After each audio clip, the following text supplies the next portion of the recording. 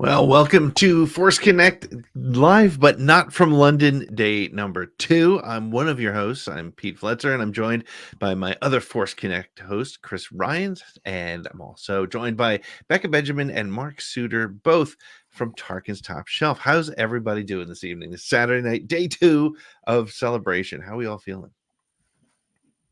Exhausted. Exhausted. I'm not even there. Emotionally drained.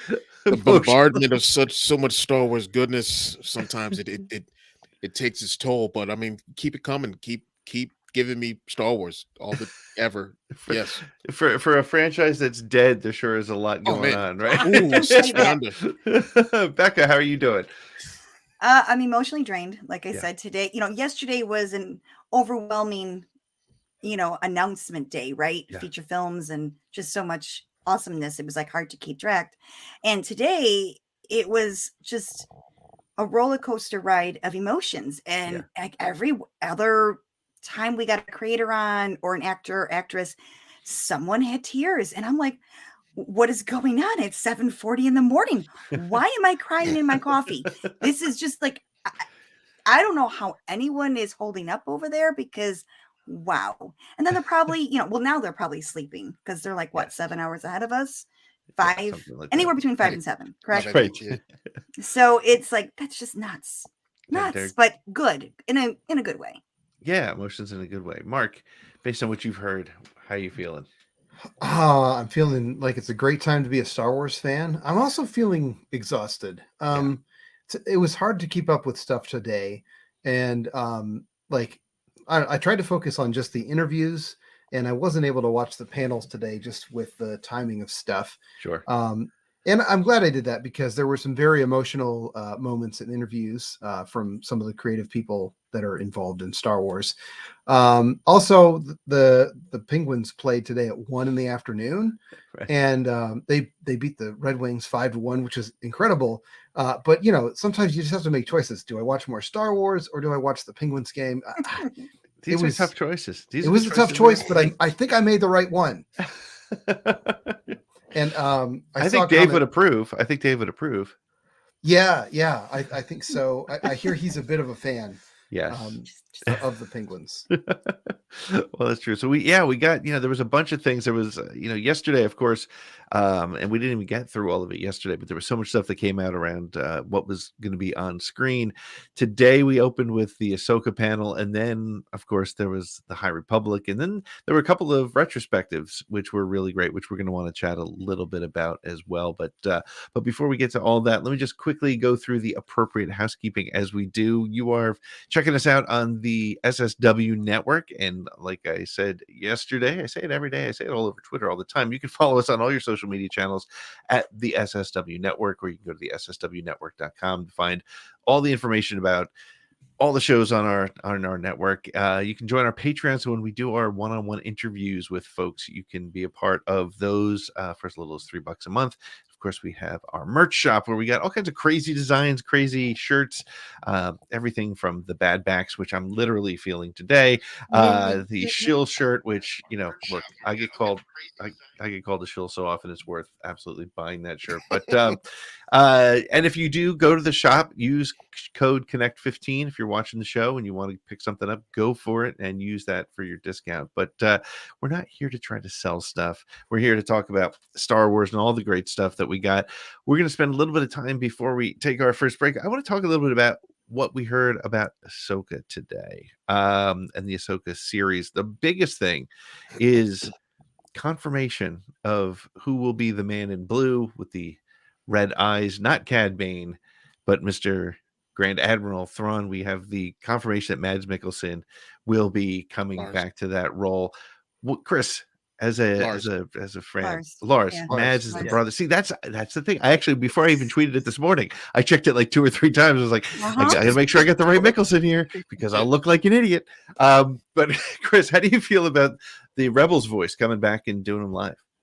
Pete, I love it. I love that he's coming back to play his role. Organ music intensifies. Yeah, I think it's a fantastic choice. And I mean, he's it's the same reason I wanted Freddie Prinze. If they ever do any flashbacks with Kanan, Yeah. I want him to play Kanan.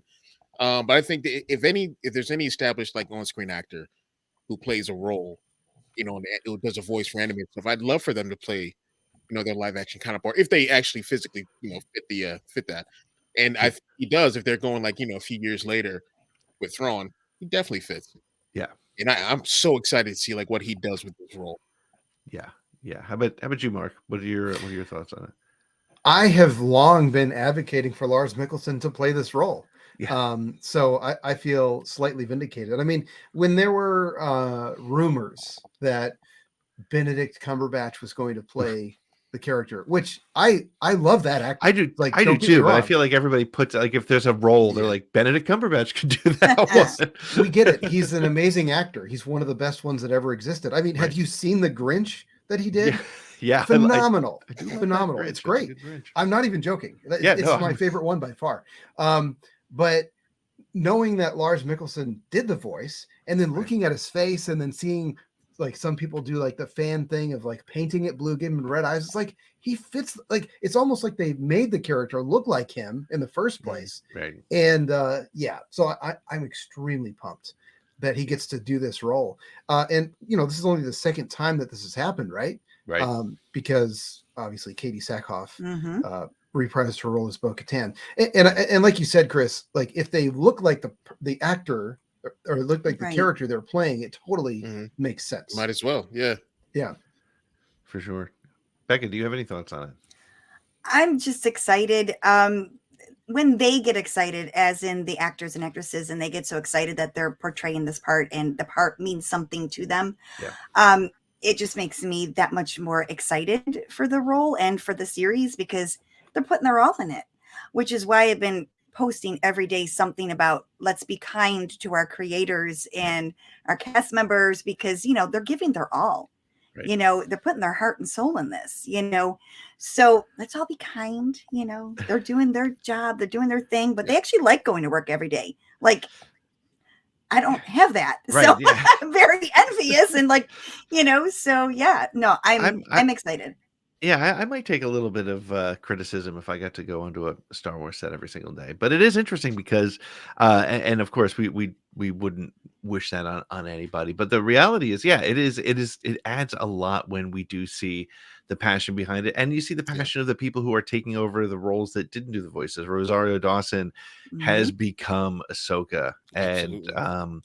and I still think that I think we're hearing less of it, but we still hear people say, geez, it would be great if it could be Ashley. But I mean, it's a very different style, very It's a totally different. different. Yeah. Yeah. It's different. Yeah. Different animal. But and listen,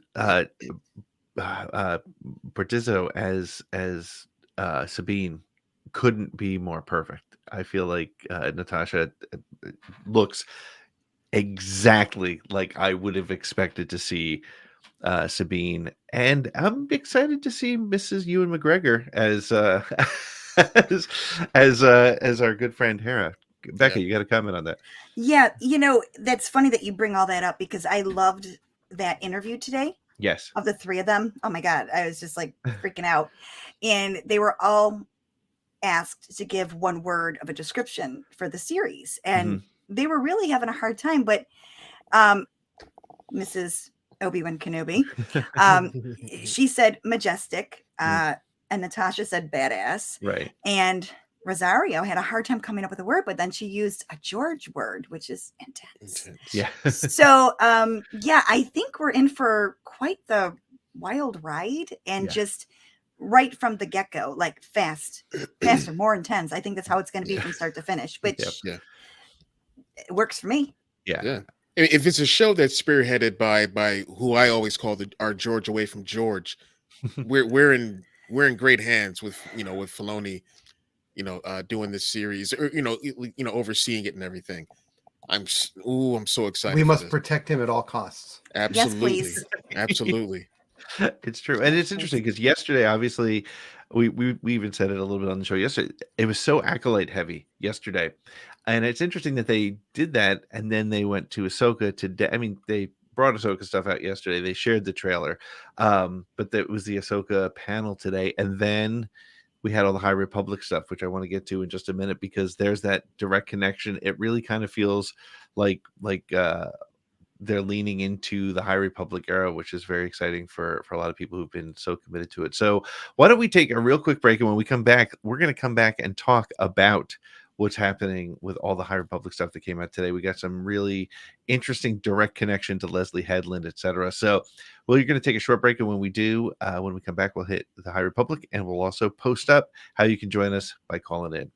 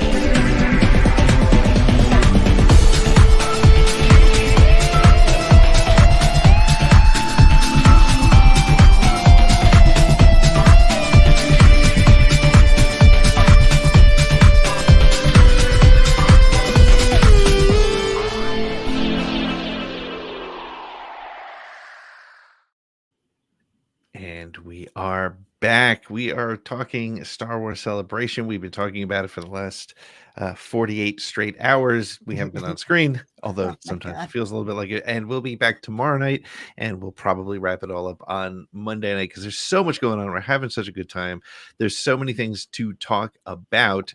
Today, though, I feel like the biggest news came out around in the publishing world around the High Republic. So I'm going to turn it over for a second to Becca to give us a little bit of. Nobody knows High Republic better than Mark and Becca. They are of the four people on the screen. They are they're Tarkin's top shelf. It's the book place. It's the place to get all the information about the books. So, Becca, why don't you give us a little bit of thoughts about what you heard today from the panels, what it means for the future of High Republic, and then let's talk about what it means for the broader Star Wars, because I think that was what struck me about the way the news came out today. But what were some of the highlights for you? Well, the third interview today on the live stage was Leslie, and yeah, and it was great because right before she came on, Dave actually gave her quite the praise. So I was like, oh, this is cool. He's all about it. Yep. She came on and, she gave her story of, what her pitch was, which I thought was, I'm sure Chris and Mark are feeling the way I did. It was just very different. I mean, you're also like slapping yourself going, why didn't I think of that? So there's that moment, and she didn't use this, but this is my perspective of it. There's this moment in Revenge of the Sith. We all know it well. The opera scene, you get Palpatine and Anakin, and Palpatine tells them, that the Jedi and Sith are almost identical in every single way, and he goes on, Darth Plagueis the Wise, yada, yada, yada. So her pitch was, it would be interesting to see how we would bridge this era, the High Republic, towards the end and into George Lucas's era of the Jedi, which we get to see in the prequels.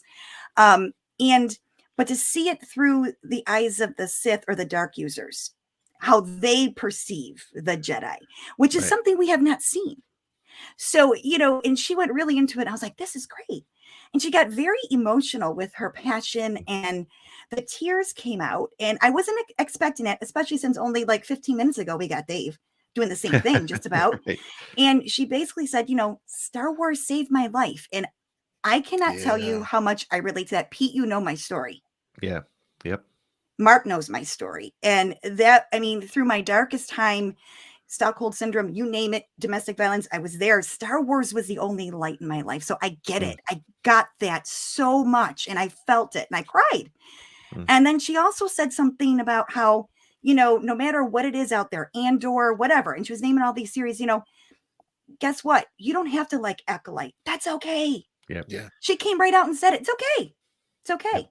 And I'm like, you know what? She gets it. Yeah. She gets it. So that was just to start it off. And then we get all these announcements at the, the press panel, or not press, but the High Republic publishing panel. And just the amount of books coming out, and the devastation that we're going to get, because they always go down that path. Everyone must die. Boom, boom, boom. But the highlight was, and I know Chris and Mark are just like so excited, like I am. Vernestra Rowe is played by, in Acolyte, Rebecca Henderson. Incredible. It's incredible. We have someone that we know, that we've been reading about, that we're going to see now. Yeah. In live action. How incredible is that? Yeah. How incredible is that? Now, what does that mean about from the timeline perspective? How old? Again, I'm asking the ignorant questions for those who haven't read. I'm going to pretend that I'm very familiar with it, and just asking for for the other people who need to know. Right. Yeah. Well, she came out in phase 1, because we're now in phase 2, which is way before. It's like 250 years before even phase 1. So she's Mark, Chris, help me out. What species is she again? Mira Allen. Okay, so I don't know what their lifespan is, right? But apparently it's fairly long.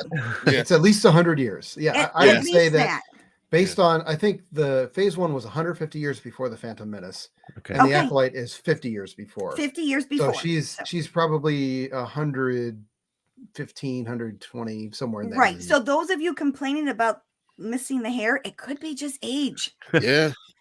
Or it could be a choice. I mean, someone who's lived through that time of dealing with the leveler and all that stuff. I mean, like we said beforehand, like she's seen some stuff. She's seen some things. You can just tell by that still. Yeah, and she, there's a wear and tear in there, because we, when we see her, or read about her in the books, or whatever comic they may throw her in. Not to say she's chipper, but she's very very upbeat and very wise, and one of the youngest to get to the to be a master. Like what, 16, 17? So so her Padawan's like a couple years younger than her. Maybe. Right. So and she's already been through the ringer. That's just it. Exactly. So and she's wise beyond her years. And, she's kind of like, in my opinion, kind of like an Ahsoka of this era. And that's how I look at her, so I'm excited. I'm just like, this just makes me feel like we are more connected to it. Like, this is like, I felt like we were winning today. So very happy. Very happy. And if something, we don't know how phase 3 is going to end just yet. And consider that Kevin Scott's involved. I'm expecting something very horrible to happen. Oh yeah. And the fact that she lives through that, right? I mean, she can look however she needs to look by the time we see her in Acolyte. Well, you know what? Point taken. She will have to live through the Night of Sorrows. So she's went through some stuff. Honestly, if she shows up in sweats and smoking a death stick, I get it. You know what, honey? She's a mom of 5. She made it to Walmart to pick up the groceries. She's on food stamps. But she's doing it. Okay. Yeah. She's getting it done. It doesn't matter what she looks like.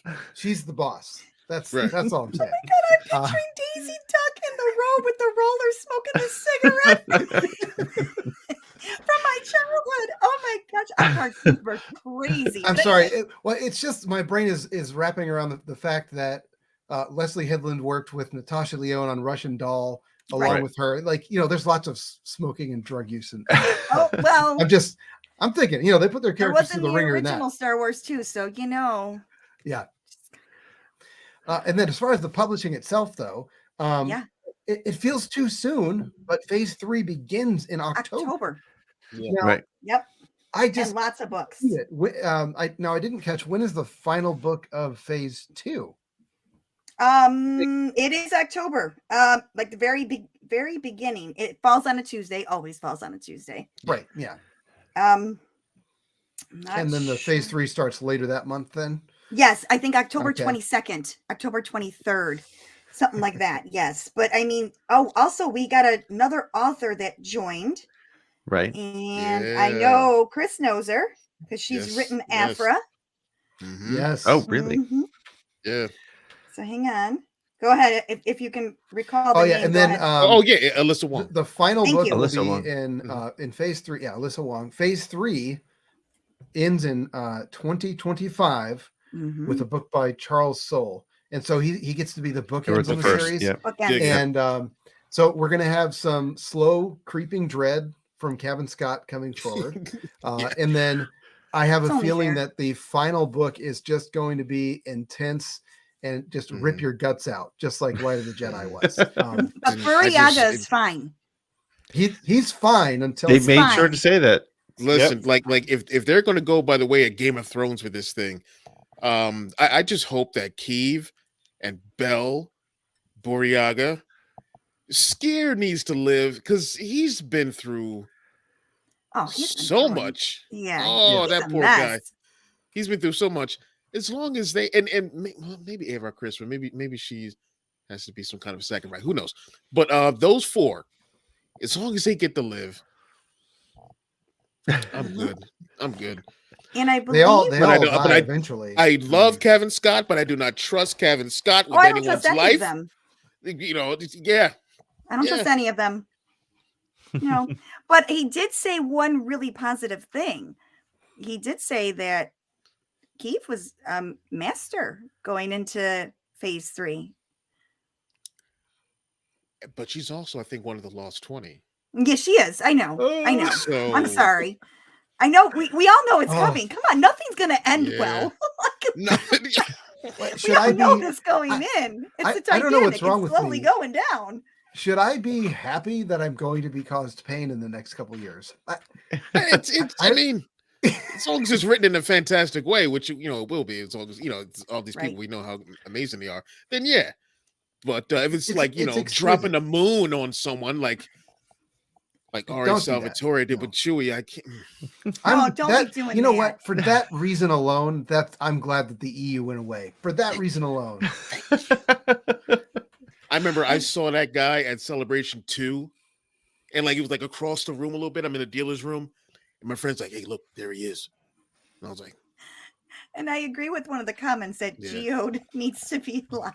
I agree with that. "Oh, okay. Please I mean, yeah, he's do it. Yeah. I mean, Yeah. he's a solid character. Why wouldn't you do that? A solid character. I get it. That's Yeah. funny. Yeah, this is a Greek tragedy. That's what I love about it. It's like this Sorry, is Chris. Shakespeare. This initiative here is just Shakespearean Greek tragedy Yes. playing out across books, and capital we're gonna T on get tragedy." and we're gonna get more of it in The Acolyte. It's gonna be exquisitely painful to watch. Especially if that one is going to be centric, like if it's dark side centric. Which Oh yes, that's what it sounds like. I am so happy about that. I probably lean more towards a Sith holocron probably, but so I'm very happy that they're doing this where we're getting a dark side centric show, and And I have the maybe exact and- quote from Leslie Hilland about it too. Mhm, Mhm. mhm. Yep. So let me for people like myself who are not familiar with all these characters, one of the things that I really enjoyed is exactly what you guys are talking about. Is Leslie was talking about how there's this sort of gray area that we're going to hear the story from. We're going to hear it from the point. Her quote was, "We're going to see it from the point of view of the villain," which is really, Yes. or the villains, Yes. which I Mhm. thought is a really interesting thing. And I think feels to me like very much like modern era Star Wars has spent a lot of time in the gray, whether it's Andor, whether it's some of the choices we're seeing in the Mandalorian. Of course, if we're gonna start the Acolyte there, what are you if somebody like myself who isn't familiar with the High Republic stuff, what is is there a best way to get into the High Republic? I know, Chris, you get the question all the time about comic books, but Yeah. Becca, where or Mark, where would you guys start if somebody was going to just try to get caught up before Acolyte? They have till 24, so they have a little time. But I think Mark would agree with me and yeah. start, if you've never done anything at all in this era, I would start with Kristen Baver's book first. Get an idea for the characters, what they look like, where they are, what they represent. So when you go into reading them, you're not like, well, what is this? yeah. Oh, Then so you you're have talking you about have the art of the art, her art of book, yeah. yes. The Art of the High Republic is a good Art of place the High to start, Republic. yeah. I would start there just to get a feel for what the era is, what the characters are, who Yeah. they are, what they look like. So when you're reading, you don't have to think, well, what is this? Like, what's their species? Now you know. Because Right. I know in the beginning, that was my major struggle. I was just grabbing my phone going, okay, and I would type in that species and look it up. Yep. At least you could start with that. And then honestly, I mean, you can start in date release order, but the way they've written it, because even Michael was saying today, because to me, he's the Filoni of this verse, of this Right. universe. Michael absolutely. Siglane from the Oh, from yes. Disney books. Mhm. Yep. You Mhm. can really just start anywhere because they all connect. So no matter what you do next, it'll reflect as long as you stay in the phases, complete one phase first Yeah. before you go on to the next. Yeah. What we'll eventually have is a situation where you'll have the option to read in release order, and it would just be like, well, what trilogy do you start people on? Do you start with Exactly. episode 4? Do you start with episode 1? Some people might even start with episode 7. I mean, honestly, my wife doesn't really care about episodes 1 through 6, but she was there going multiple times to see 7, 8, and 9. So those are the characters that she cares about. So whatever piques your interest. Now, I would say release orders probably at this point the best because the way that they have structured it, it's like start with Light of the Jedi, go through that phase, and then you're left with sort of a cliffhanger and a mystery. And now we're going to go back in time and explore that mystery and see how we get up to that point, just like the prequels did. And then they're going to finish it with phase 3. And I wonder if they did that intentionally to sort of like mirror They did. the movie release Yeah, order. yeah, it definitely seems like it. Yeah. But I would say as long as you start with the beginning of a phase and work all the way through it, you won't get lost. Agreed. But since phase 1 is complete right now, I would just start with Light of the Jedi. And you could focus on just the adult novels if you wanted to and skip the young adult ones. Although for me, I think oftentimes the young adult novels capture the feel of watching a Star Wars movie better than the adult novels, which is like because you've got literature and then you've got this is a fast-paced adventure. And so the young adult ones read more like a film.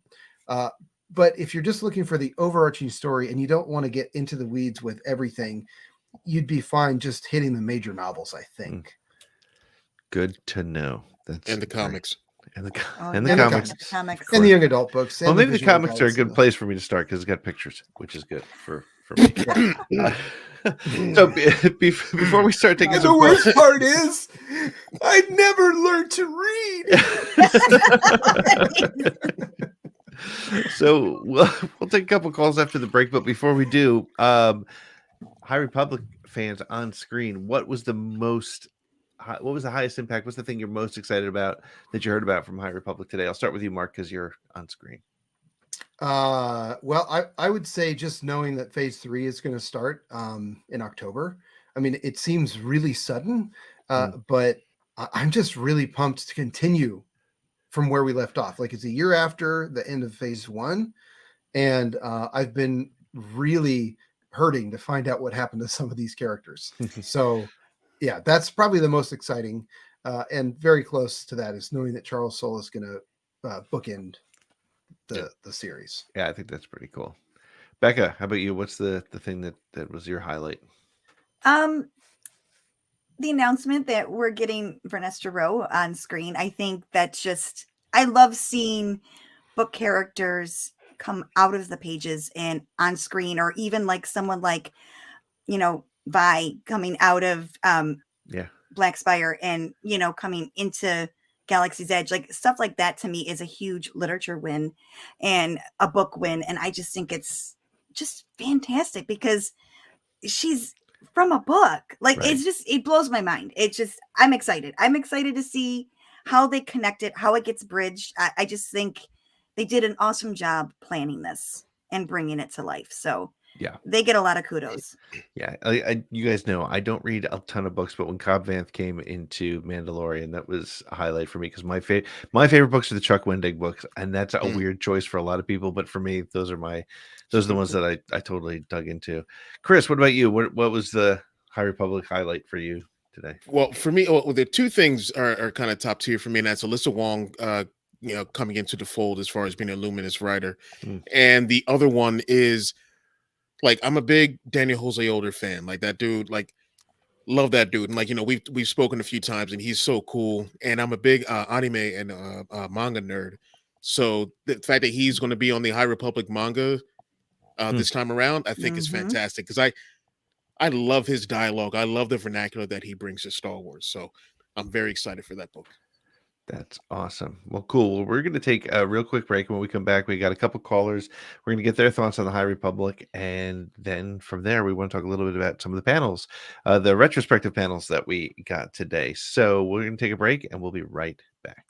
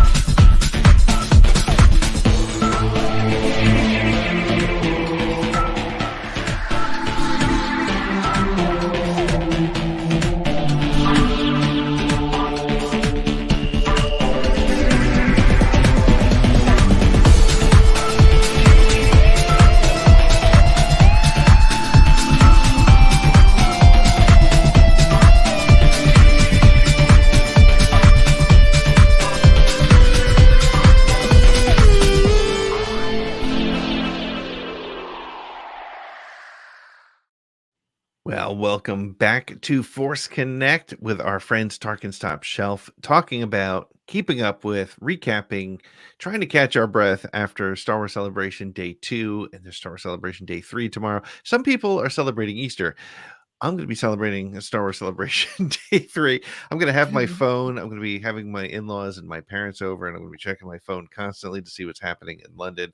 And then if you are, you're full up on your Easter dinner and you want to come and hang out with us, we're going to be here again tomorrow night, recapping the day tomorrow. Tomorrow's got some interesting. There's an Obi-Wan panel tomorrow. That's interesting. You're going to have Hayden and Ewan on stage together. Real quick before we get to a call, do you think we're going to get Obi-Wan season 2 announcement? Thoughts? Yes. You think so? Okay, so Kathleen Kennedy was asked point blank in an interview. Yeah. On Variety. Yep.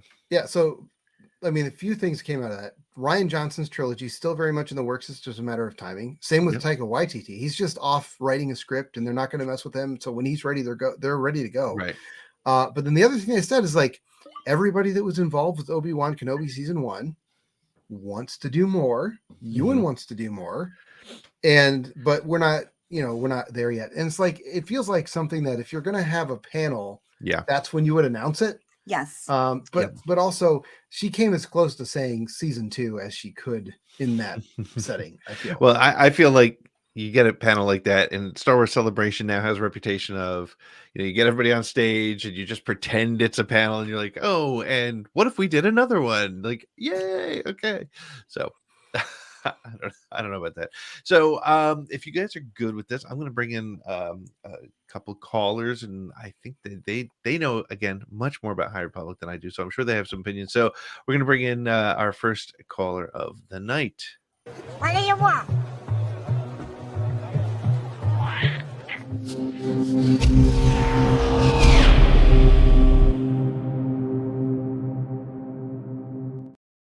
Hello, Eric. Eric is with us. Eric's keeping the streak alive. Yeah, I was about to say, he's not missing a day. Don't worry, Pete. I basically know nothing about the High Republic.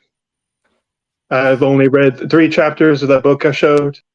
A paperback trade, and I can only remember one character's name. Which one? Chancellor Stowe. Okay. All right. Cool. Well, hey, we don't have to talk about High Republic. What do you want to talk about? He's just keeping the streak alive, man. That's all he's doing. He's just popping in. He's like, don't worry about the High Republic. He's getting the point on the board. We're good. All right. Don't worry. Even though I don't know much about the High Republic, I feel like I can still further upset people. Because I just thought to myself, what if Geode becomes a moon and then he crushes Chewbacca right after the sequel trilogy. That's a horrible thing to even concoct, man. Why would you do that? Pete, get him out of here. Pete, get him out of here. Hey. I will That was allow it. What happened? If that's I what can't happens, tell a joke. if that's what happens to Okay. Buryaga, maybe I'll accept it. No. But Murder. Traitor. But on the second day, I was happy to see James Arnold Taylor and Matt Lanter talk about Clone Wars. That was a beautiful set. The 30th anniversary of Return of the Jedi, it was fun to watch, and I live to watch Anthony Carboni and Anthony Daniels bitch at each other. Like, I could watch it for hours. It is the funny. best rivalry in Star Wars. No, it's is. love. It's It love. is. Oh yeah, in no, a different absolutely. way. Yeah. It's the one up. Yeah, Love comes in all it's frenemies.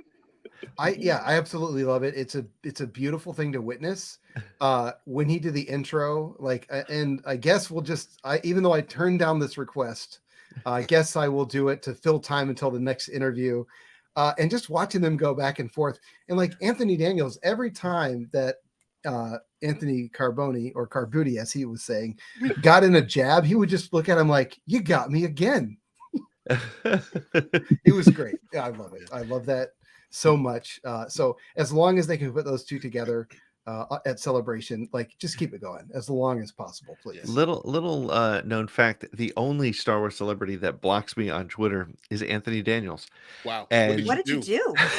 everybody asked that, and I blame Jason Fry. Jason Fry was on my show very early on, and we talked about. I used to have a question that I would ask every one of my guests if they were an R2 person or a C3PO person, and Jason Fry said, "Oh, I'm R2 all the way because C3PO is secretly a monster. He's only in it for himself." And we were laughing. I mean, it was all in good humor, and we were having a good time with it. And so we joked and we created a little hashtag said C3PO is a monster.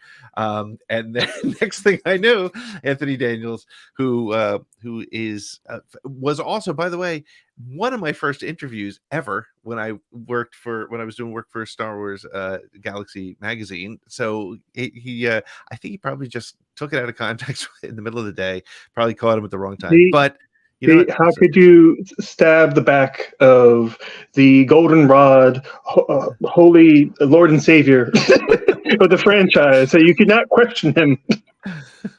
This comes from the guy who was talking about dropping the moon on Chewie. Come on, right? I don't think that's going to happen. That was just I was just hoping to upset Mark. Well, I think it worked. Thank you. I appreciate it. So, Eric, real quick before we let you go, what is your prediction for? Are we going to get an Obi-Wan season 2 tomorrow? A trailer?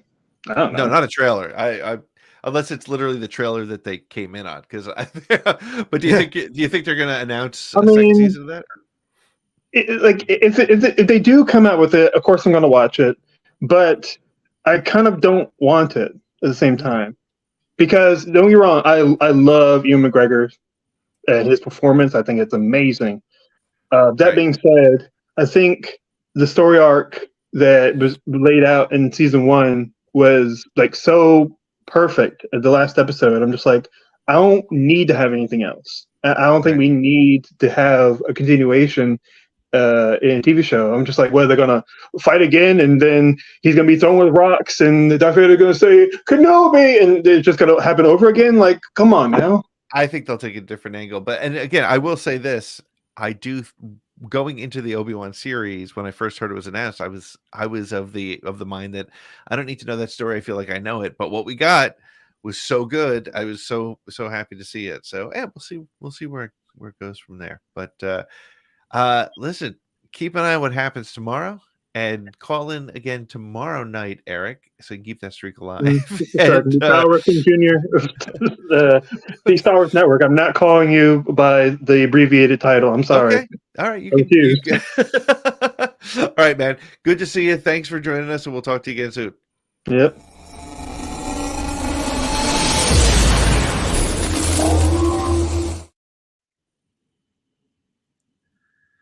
Okay, well, Geode could end up killing Chewbacca, and that would be It was so funny. I mean, completely ridiculous. That's why I can laugh. That's why I can laugh. well, it's not far off from the Zilla Beast concept that he's got, which I'm still feeling like there could be something there. I don't know how, I don't know where, but hey, let's bring in our next caller. Who let's see what he knows about the High Republic. Actually, I'm pretty sure he knows quite a bit. Let's bring him in. Grief Karga said you were coming.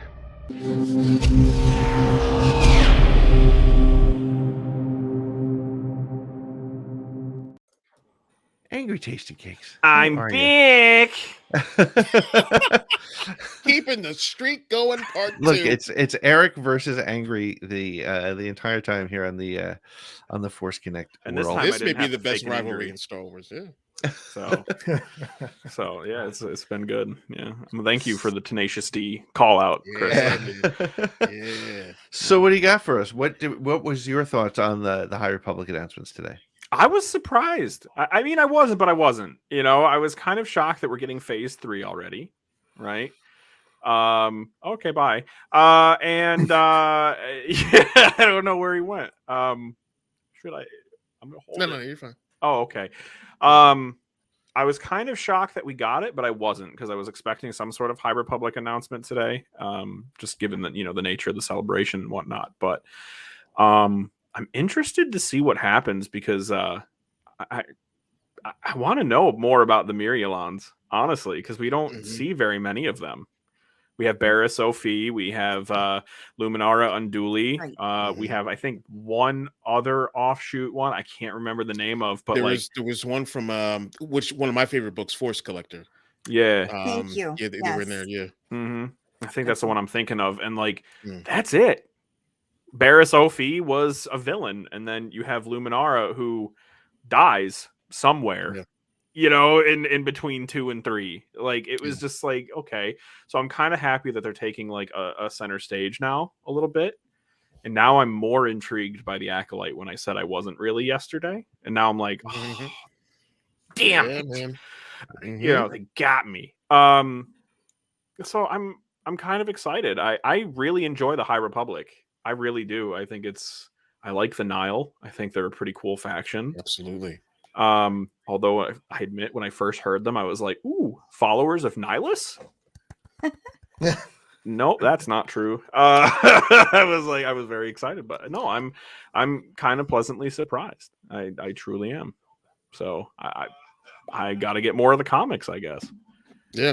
What have you read so far as the comics go? So far? All of them. Excellent. Every single one that's come out, I've bought them as soon as they were released. I was like, Amazon, there it is. All right, showing up in my door 2 days later. So yeah, I read them all. I love Geode. I will subscribe to myself to the theory that he is in fact the moon that was dropped on Chewie, not just a rock. He is the moon.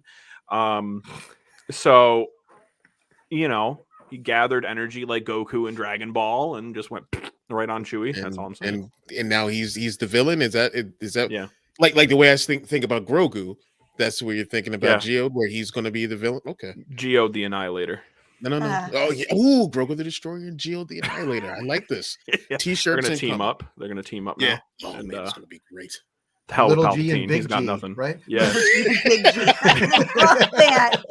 Oh, Although in this oh my timeline, gosh. wouldn't Geode be the OG? I'm just saying. Oh yes, absolutely. That's true. Absolutely. But you spoke of the Nile. What do you think of the mother and the Path of the Open Hand? Actually, Charlatan. of the closed fists now, where we're at. Yeah. I actually think they might be a little more ruthless than the Nile. I know that sounds crazy, but there's just something a little nutso going on. Yeah. I'm Which torn scares me more. Just saying. Yeah.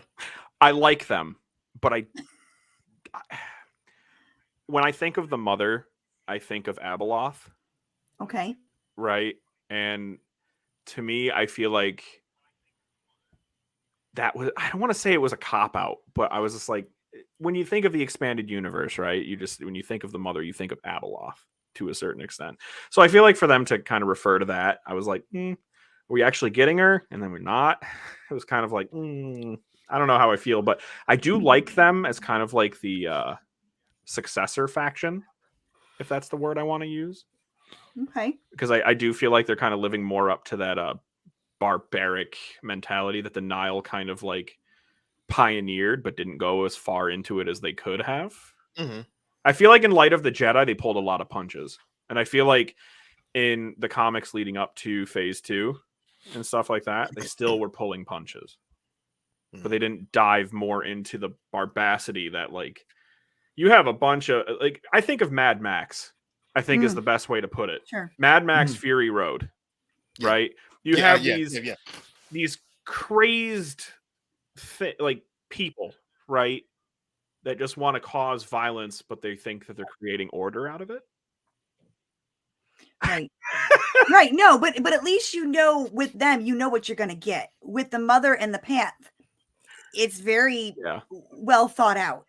Mm-hmm. And that's what makes it scary because she wants to see you suffer. Yeah. It's not like shoot, kill, you're gone. It's no. And that's where I think I like it because like they're taking that Fury Road-esque banditry, right? But now they're like funneling it, channeling it into an outlet. Like you're taking a bunch of barbarians and now you're giving them a target. Right. How do you stop that? How is Avar going to do something about this? How is Yoda in his prime going to do something about this? And I think that's what I'm looking forward to. It's very interesting to think of. It's like when you're trying to, I think in history, people trying to bring other people together, but then not everybody really wants the same thing. Mm-hmm. And then it can just spiral quickly into violence. And that's, world history in a nutshell. But what are you thinking about with the Acolyte, given that it's sort of a gray area thing? Like the bad guys, it's like from their perspective. Are we going to see a situation where somebody discovers a power and they think, wow, this is amazing, this thing I've discovered. And then the Jedi come in and like suddenly they're saying, no, you're wrong. You're doing the wrong thing. And it's like, I just came to this naturally. Like, what are you talking about? Right. And like, what causes this thing? Is there a Sith artifact that comes into play?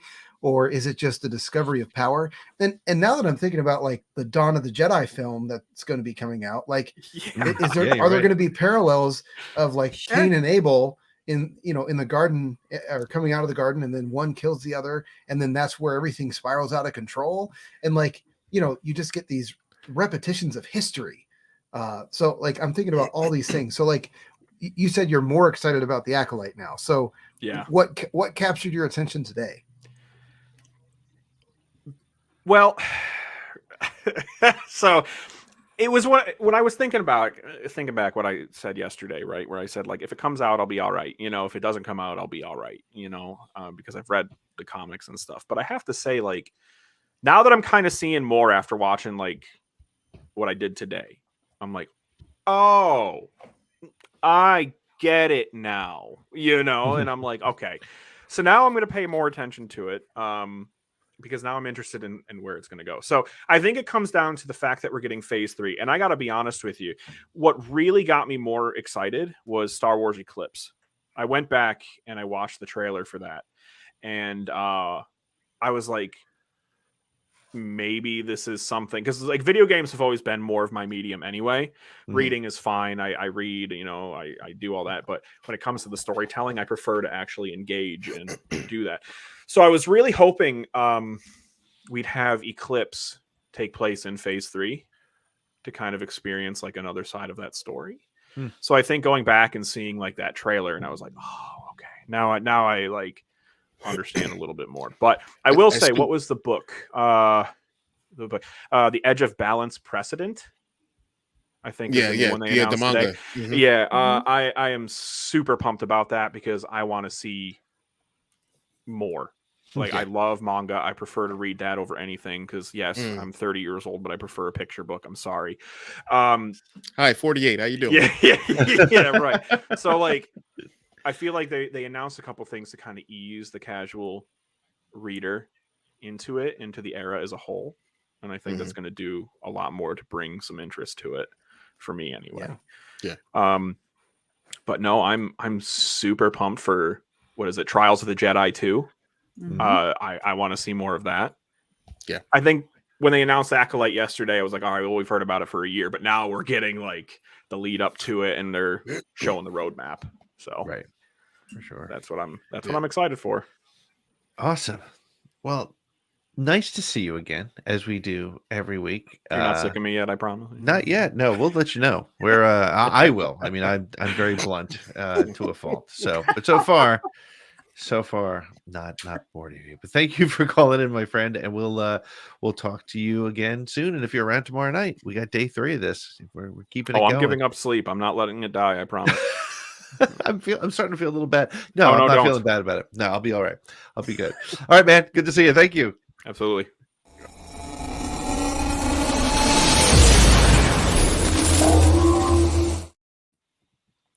Oh man, I love our callers. The 2 of them that we get every week. It's great. We love having those 2 guys calling in, and their opinions, everybody's opinions, and that's the thing. And I think that's one thing that's really interesting about what we've seen over the last couple of days, especially in social media, is you can in fact disagree, but just don't be a jerk about it, and you can have an opinion, and that's all good. And I love all the opinions that come through. We're going to take one last break, and then when we come back, we're going to talk about the Clone Wars panel specifically, because that was a highlight for me for the day. I think I enjoyed it, and I know our guests here did as well. So we'll be right back in 1 minute with more conversation about Star Wars Celebration here on Force Connect.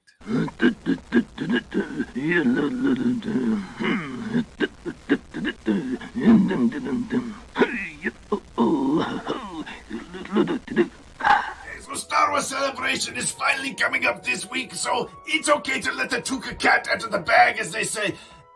I'm so excited to announce that you can be on the lookout for Watto, a Star Wars story coming to theaters in 2025. So a lot of fans were complaining last week that Bo-Katan got to take off her helmet in front of all the other Mandalorians, that she didn't get in trouble, and that the rules don't make any sense. Hey! It's fake and in space. Lighten up, eh? We were watching The Mandalorian yesterday, and they said, "Oh, I saw Lizzo, and it pulled me right out of the show." You know what pulled me out of the show? Seeing a bunch of pit droids sitting around having a drink. Get back to work. Oh, everybody's so excited about the movie announcements today at Star Wars Celebration. And hey, so am I. But I can't help but notice that they didn't announce my movie. I don't know why that was. I'm going to give Kathleen Kennedy a call real quick. Hey, I just caught the new episode of The Mandalorian Ragnarok today. Oh my goodness, I could not believe what I saw. And you know what? A lot of people loved it. A lot of people hated it. My opinion is, I thought it was... I'm a Toydarian.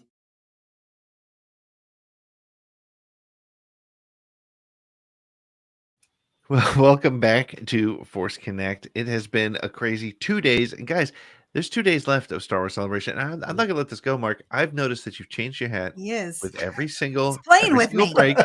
And I've seen...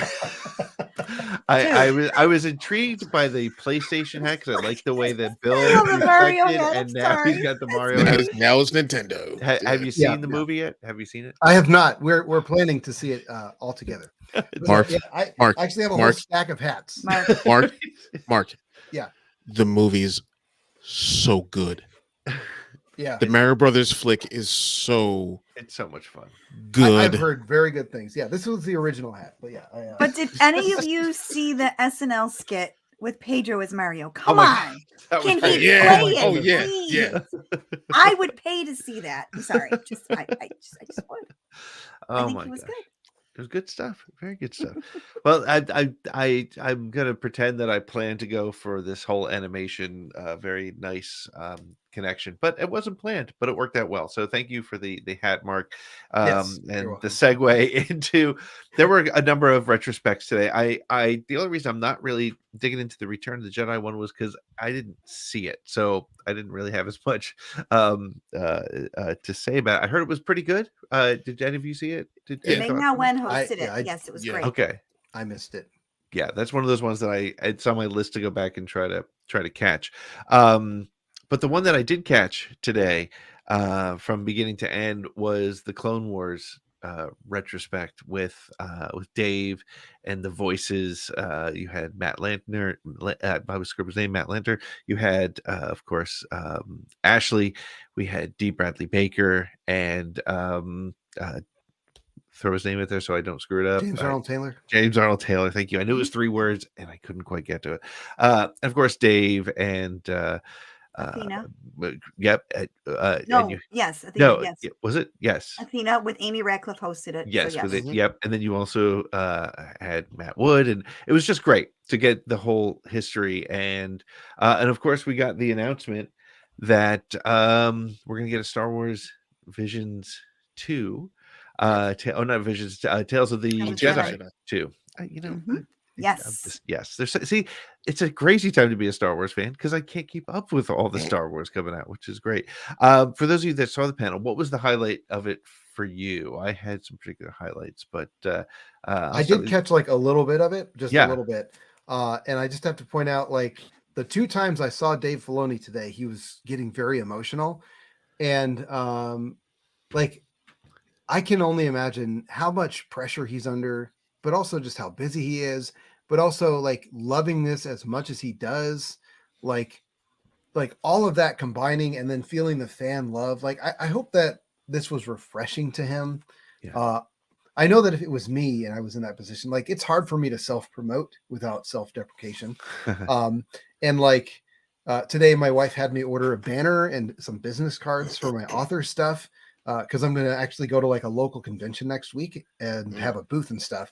And like, I just feel awful. Like, it's hard for me. And so I kind of get it. Like, you love what you're doing, but also like, you don't want to mess it up. You don't want to write something that might hurt somebody's feelings or something. And like, that's the kind of things that I internalize. And I've only self-published 1 book that like 30 people have bought and less have read. And, you know, so I just seeing him and his reaction to just feeling the love and showing the love that he has for this franchise and the people that are fans of it. And he's a fan himself. Like, that's what really stuck out to me today was just Dave Filoni really loves what he's doing. And I hope that people can be nicer to him online. Yeah, I would agree with that 100%. I They see love people. No, I was just go ahead. Oh. Yeah, when it comes to, like, you know, some of the Filoni bashing, which and I've tried to understand the origin of where this comes from, or just like, you know, what the thought process in this is. But they're like, oh, here comes Dave again, putting his characters in Star Wars. Should he put somebody else's in? Right. Like, yeah, he's gonna put his characters in. Yeah, I mean, there's a reason why he keeps getting opportunities, and there's a reason why these stories are so good. It's because this guy knows his stories. He knows his characters. It's like it's the way George knew his characters. He knew what he wanted to do with them, and to watch Dave bring them to life, and similar to what Mark was just saying, and I was saying a little bit to Becca before. I feel like this is a great opportunity for him to kind of finally, like, it's all hitting him. It's got to all be like all the positives are hitting him right now. You know, it's like you started as a dishwasher and now you own the company, and it's you know, not own the company, but you know, you're CEO now, right? And it's a big huge. I mean, he's directing a major motion picture for Star Wars, and this is like this is where we always, you know, like, you know, once we saw the, like, you know, how good he was with Clone Wars and going into Rebels, we're like, I would love to see him do some live action, and we know that now he's in that place, and it's so fantastic to finally see this all come to fruition. Yep. Becca, what are your thoughts? I have so many. Let's hear them. You know, I'm kind of exhausted from feeling so many feelings. But you know, before I even touch on Dave, I absolutely enjoyed this panel because, number one, Amy Ratcliffe, that's her Star Wars. That Clone Wars. I mean, we've talked to her several times. She's been on our show. I mean, I would love to say that I could call her a friend. I think Mark and I both feel that way, that we could say friend. I mean, she's just phenomenal. She knows Dave very well. She knows Anne and Dave very well. And all of them, the back and forth, the laughter, the joy, the sister and brotherhood, the family that they, I mean, they can finish each other's sentences. Like they're just a joy to sit back and listen to their reminiscing. You know, you got to hear Ashley tell her story, which I was actually thrilled to hear her tell it on stage because that's exactly what she told Mark and I when we had her on. So I was like, yes, because she literally snapped at Dave during her audition on her second callback. And that's how she got the part, because that was it. Your snips. So it was just beautiful to see that. And then, you know, then you get to Dave, and if you've, like us, I mean, if you're a fan and you've watched him from the start and to where he is now, you know, regardless of his talent, you know he's good people. Okay. Like when you hear the story of Athena, he would walk by her car every morning. Her license plate says Jedi 96, and she was working on something that wasn't Star Wars. And he asked her, you know, what does that mean? She was, well, 96 was the year I started to intern for Lucasfilm. He goes, well, you're a Star Wars fan. Why aren't you working on Star Wars? He got her to work on Star Wars. He was like, that's it. You're working on Star Wars. Like, who, you know what I mean? He is good people. Right. I mean, you know, so to hear him just, you know, he's in mid-sentence talking about all that they've done. And then he's reflecting. Like to me, in my opinion, watching him today, he's reflecting on how far he's come. He is one of us. He said it today twice, you know, because he's like, if I wasn't here, right, sitting up here, I'd be out there. Yeah. I mean, till this day, the day he got hired, he was in his garage making a Plo Koon cosplay costume. And yes, he did finish it. And yes, after he got the job, he still went and wore it at a Comic-Con. Okay. I mean, he is us, and he takes that to heart. You know, he's not going to take that lightly. He's very grounded, in my opinion, just from what I've seen and listening to him, because I have to watch everything. When, you know, whenever he does an interview, I tune in, you know, and I listen, and I would just love 2 minutes of his time if I ever could get it. Who in all of Star Wars, right? I mean, would you rather have a conversation with? I would rather have a conversation with Dave Filoni than George Lucas. Mark, I agree with you 100%. Yep. Yes. Dave Filoni is the world between worlds because he learned everything about Star Wars from walks George, both worlds. but he has the reverence for the material of a fan. Right. So seriously, if there's anybody that I could get for an interview or just to even talk, like not even on the record, just to talk to, like if I had a friend that knew that much about Star Wars that I could talk to like once a week or even once a month, like that would be my best friend in the world. Yeah. And he Becca is that person. Yeah. What? Yeah, Becca. To talk Star Wars with her on a monthly basis. All the time. Exactly. I think we bored your family like over lunch, by the way. But anyway.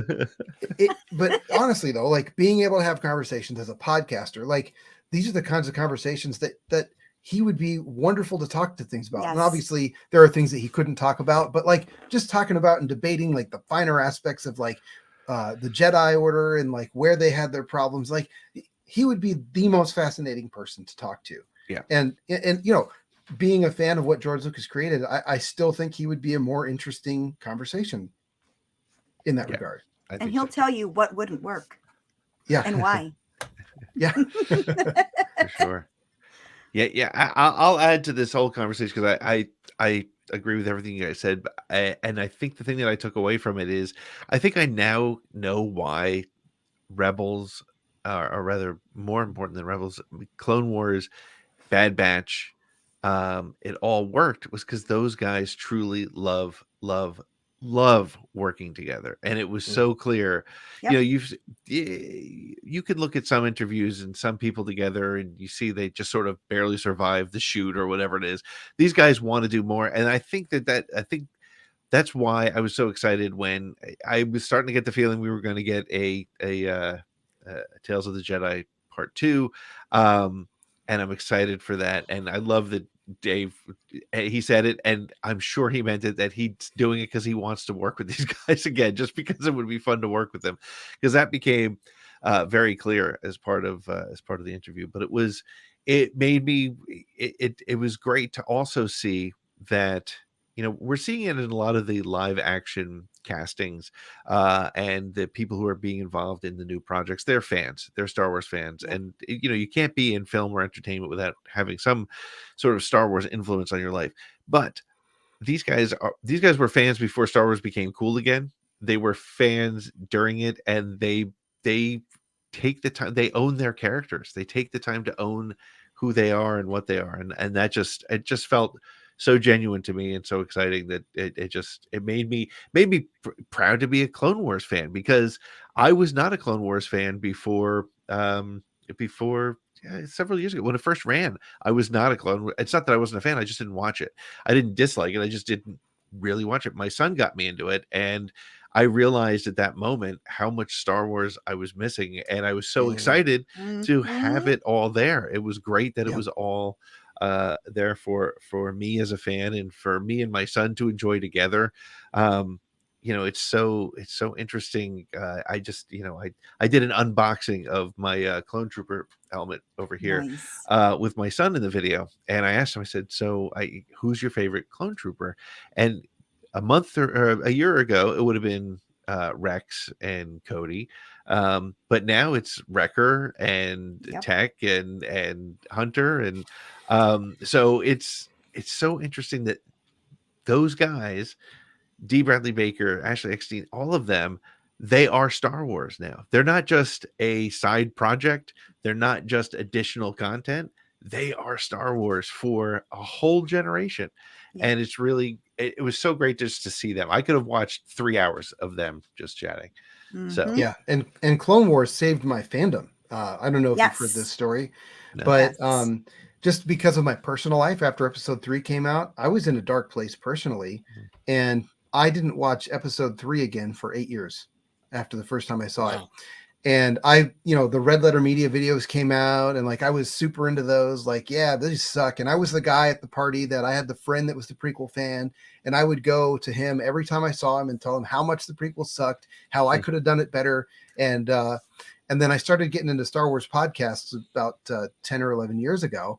And on the Force Cast, it was Eric and Eric at the time, and they were talking about Clone Wars, how it's such a great show, and how they brought Darth Maul back. And I'm like, wait, they brought Darth Maul back? And so I'm like, that's the stupidest thing I've ever heard. And so I'm like, well, I got to watch this to see how they get this stupid thing. So I started watching the Clone Wars, like it completely rehabbed like my entire viewpoint on the prequels. Yeah. And like, and that was the whole point of it. And now I'm a Star Wars podcaster, and like I'm a writer. I haven't really done much beyond writing. I've got a few books done, just not published.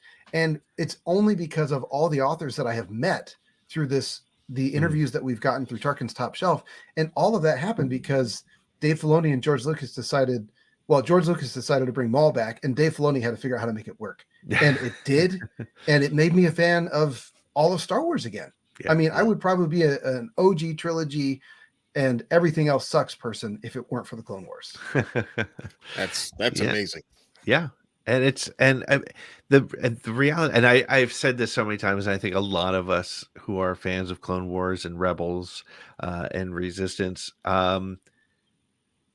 you have to, and Benicio del Toro said it at Guillermo del Toro, the guy who did Pinocchio, Guillermo del Toro. Sorry, Guillermo del Toro. Thank you. Oof, not Benicio, because he was, in a completely different thing.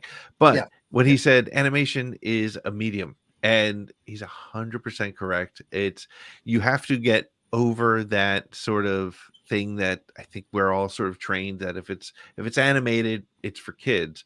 And it's accessible for kids, which Star Wars should be, right? All Star Wars should be accessible for kids. Absolutely. But the stories are so good. The character development is so good. And I know I'm preaching to the choir here, but it was just so great to see them together, and it was super, super exciting. So guys, any other comments from today before we look forward to tomorrow? Becca, do you say? Yeah. I want to give a shout out to Christina Ariel again. Yes. What a gem. I mean, I don't know what's going on. Billy D is 86. Okay. I mean, Yep. keep in mind, I work for a retina surgeon, so most of our patients are elderly, Mm-hmm. and he is struggling, guys. I mean, Yeah. I feel so bad for him. Yep. And she was a gem, so patient. Absolutely. As soon as she caught on, she slowed down the way she was talking to him, Yeah. spoke, every word really enunciated, and then she sang to the man. And Yep. that girl, she's got She can pipes. sing. I was like, I cried. I'm like, oh my gosh, girl, you have got the patience of a saint. Yeah. So she was wonderful, and I love Billy D. Billy D's gonna have a book. Mark, Tarkin Top Shelf is calling.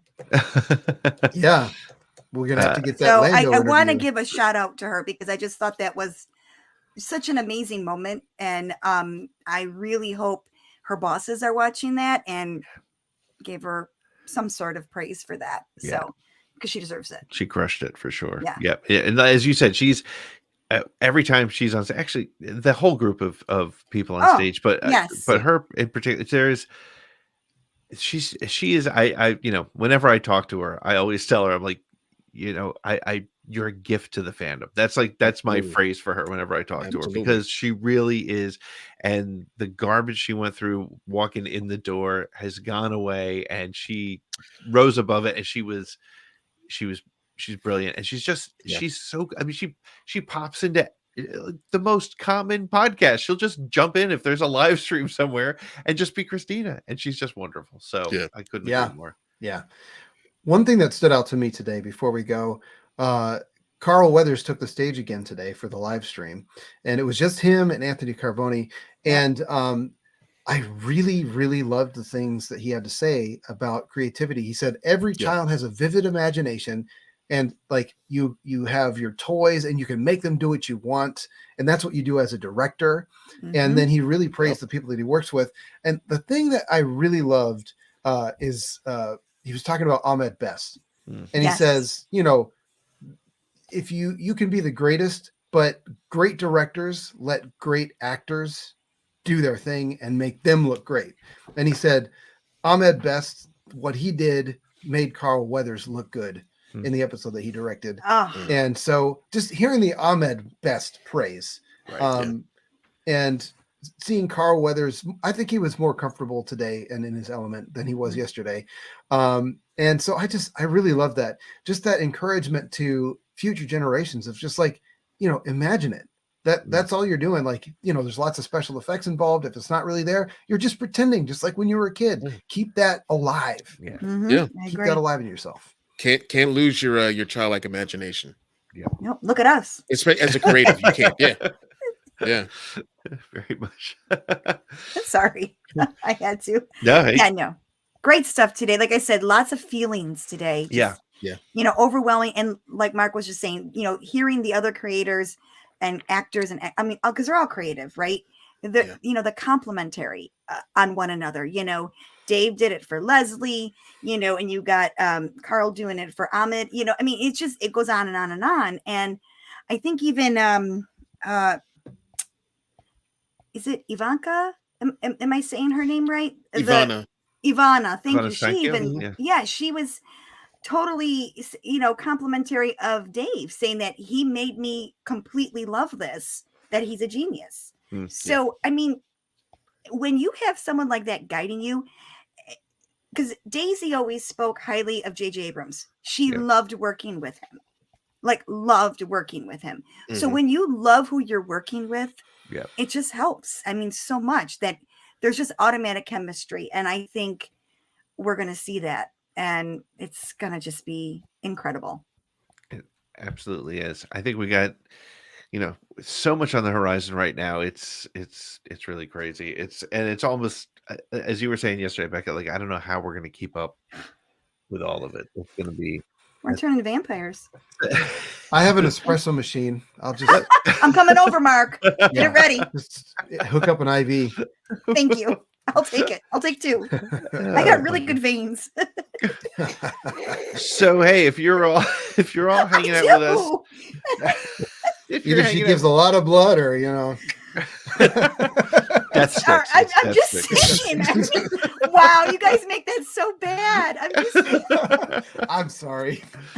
But guys, it was, I also, before we get off, I want to thank all of you for hanging out with us, both in the chat, for calling in, and for those of you on the screen. It, as Chris has on his name tag here on the screen, the FOMO is real. Every minute that I'm watching it on my phone or on my television or on my laptop, I'm feeling like, oh, I wish I was there. But it's so great to be able to have these conversations with you guys, to sort of live it remotely. And Becca, thanks for recommending that we get together and do this over this weekend. But if you're all around tomorrow, we'd love to do it again. So we're scheduled for tomorrow night again at 9:00. Tomorrow we have Chris, comic books, or the big panel tomorrow. Yeah, the Marvel panel will be tomorrow. So yeah, we're gonna get can't that. wait to talk about that. We're gonna have the Obi-Wan panel as well. There's a couple other things tomorrow too that I can't recall, but I'm sure inevitably. Oh, there's another. I think there's going to be a live stage presentation with Jedi Survivor. So we're gonna have some video game action tomorrow. Oh, that's awesome. And more toy connection. So there's going to still be stuff to talk about. If you haven't called in and you've been watching and you want to get in and tell us how you feel about things that have been going on, please make sure to join us tomorrow night. We'll probably have a little bit more time for calls. But we definitely want to keep talking to you. Star Wars Celebration remotely is a hard way to do it, but I'm so thankful that we have Star Wars Celebration, and that we have friends like those of you on the screen and those of you who joined us who can talk about Star Wars with us and enjoy it the same way we do. Becca, Mark, Tarkin's Top Shelf, is there any new episodes on the horizon that people should be looking for? Yes, I haven't dropped it yet because I'm busy with keeping up with all this. So we did our review of Cataclysm. So I'm going to try my best. I meant to text Mark about it, but I got so hooked on this stuff. I'm going to drop it tomorrow. So look for that tomorrow. But yeah, I just realized that's episode 250. I know we should really do something special for that. I know. Well, we're doing this. I mean, this is special. This is special. We got a couple things coming up. I can share this, but it's going to be at least a month or two before it happens. We're going to have Anne Convery. Awesome.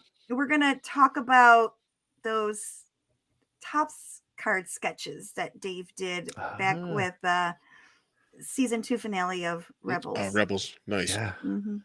Just have some fun. She loves the weird and wacky of Star Wars, so bring it on. You never know what's going to happen when she's on, or what she's going to say. Oh yes, yeah. And Mark, I meant to ask, where can people get your book? It is on Amazon. So they have a really easy tool for publishing there. And so, it made it really easy to do. And like I said, it's a book I wrote about 2 years ago. And it's something like I kept revising, and then, but I've written 2 full novels since. And I wasn't really getting anywhere further with it. And it's like, okay, it's a coherent story. Let's put it out. And it's just a taste of what I can do as an author. And like I said, the funny thing is, the planet that they go to where Bo-Katan's castle is Kalavala or whatever. I forget how they pronounce it in the show. Kavala, I think. Kavala. Okay, so there's a book of Finnish folklore, and I stumbled upon this when I was doing research for like mythology for my book, and so I wrote my book, and then I found out that this same set of folk tales was what inspired Tolkien to write Lord of the Rings. And it's like, that's hilarious. How we landed in completely different places with it. But when that name showed up in Star Wars, I was just like, wait a second. So they're being inspired by looking at it too. Like, wow. So galaxy brain. But yeah, so it's called Vulcan's Blade. And I don't know, the name of the book came to me like 3-4 years ago. I wrote it down, and then I just thought about it for a long time. And then, so I finally wrote it, and partially just to see if I could do it. Yeah. And I was surprised to find that like, once I got into the rhythm of writing, it came easily. And so too bad my English teachers gave me like C's on all the papers I wrote. But it really is a thing. Like, I just don't think I ever gave myself a chance when I was in school on writing. And I find that like I really enjoy it, really getting lost in it. And I've got more coming out. I'm about done with the 3rd draft of the one I'm working on right now. And yeah, I really love writing, and I would love to write a Star Wars thing someday. But even if I don't get that chance, I'm just glad that people have the opportunity to read some of the words that I have written. That's awesome. Find it on Amazon. Vulcan's Blade by Mark Sutter. You spell it like the Sutter brothers from the NHL, so that's why I said Sutter. Right, but it's pronounced like the Suitors from the NHL. It's German. It's German. It's the German stuff. What's the NHL? It's the hockey. Hockey. Who? Sorry. No. Okay. Knives on their feet, running across the ice. The ones with knives on their feet. Yes. It's soccer. Okay, but it's smaller area. You put ice everywhere and give people sticks. I mean, it sounds like a great sound idea. fun, does it? Sounds like a recipe I don't for like the disaster. cold. But yet I live in Buffalo. Chris, what's going on for Broaxium over the next week? Well, tomorrow, Shooting the Poodle will be going on the same time as we're doing this, but I will be here while Dan will be handling things for Poodoo, and they're going to be talking about Celebration as well as every other content creator is going to be talking about it. Yeah. Let's see. We're going to have 4 quick shot previews next week. We have Ewoks, Dr. Aphra, number 30. Yeah, number 30. Ewoks. There's Return of the Jedi one shot for Ewoks coming out. Nice. And also the High Republic's going to be coming out. So we'll be previewing those. We have another episode of The Nice Guys going up next week. And wow, just like that, I forgot the movie that we that we talked about. But Sergeant Pepper's Lonely Hearts Club Band, one of my favorite movies. I know people hate that movie with the Bee Gees and Peter Frampton. I happen to love that. I didn't know those were Beatles songs until the 90s. I'm sorry. I have the album on record. I have that on record. Very nice. So we're talking about that. I think Starbros have another episode coming out next week. So yeah, got a full week over at BX. Awesome. Lots of great stuff going on. Lots of good stuff happening here. We are the SSW network. We've been kind of just focused on Celebration this week, but we'll be back in the swing of it again next week. But until then, we'll speak to you all tomorrow night. Hopefully you can join us. There's going to be a lot happening at Star Wars Celebration tomorrow. We're going to recap it all. We're going to hit it hard. We're going to get your questions, your comments. It's Easter tomorrow. So if you celebrate, have a good Easter tomorrow. And we will see you tomorrow night. Chris, may the Force be with you. Always. Just one more round, friend, then homeward bound, friend. Don't forget me in your dreams. Just one more song, friend, and then so long, friend. The nights get shorter, it seems.